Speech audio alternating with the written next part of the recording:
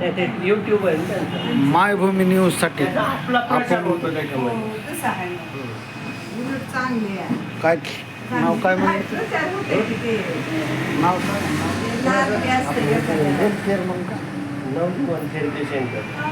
नवजीवन therapy सेंटरमध्ये भेट दिली असता तर काय काय उपचार केले जातात याबद्दल ग्राहकाशी आणि कस्टमरशी विचारणा केली असता. काय झालं तर तुमच्या मुलाला त्रास काय होतो? असं स्पष्ट बोलत नव्हतं, बरंच बोलायले आता. हा. अशा शिरा मोकळ्या झाल्यासारख्या बरं. आणि चलायला बी असं पंजावर चलत होतं. बरं. ते आता बरंच व्यवस्थित चलते.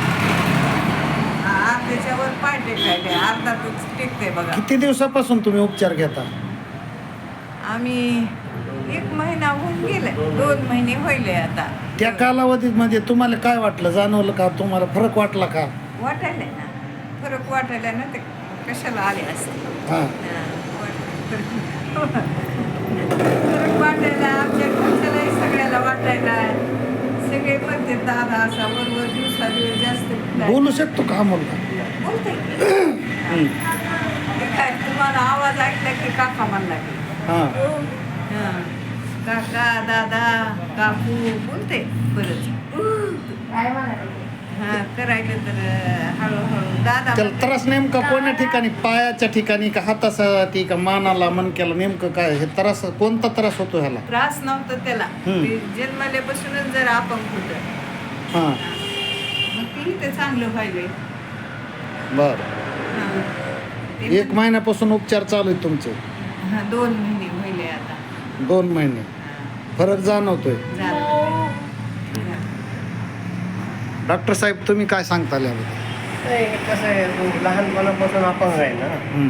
म्हणजे त्याला तू फक्त त्याची जी नर्वस सिस्टम आहे, हं. तो नर्वस सिस्टम मोकळं व्हायला लागलं, त्यामुळे त्याच्या रक्तवाहिन्या, संवेदना वाहिन्या मोकळ्या झाल्या, त्यामुळे त्याच्या शरीरात ऑटोमॅटिक फरक पडतो. तर आपला सगळा खेळ हा आपल्या माध्यम शरीराच्या मनक्यावर. पूर्ण अपंगत्व आले असलेला काय सांगताल?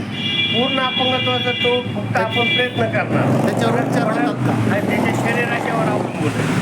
त्याचे उपचार होतात? नाही. उपचार होतो, आपण त्याला फक्त शेक देणार.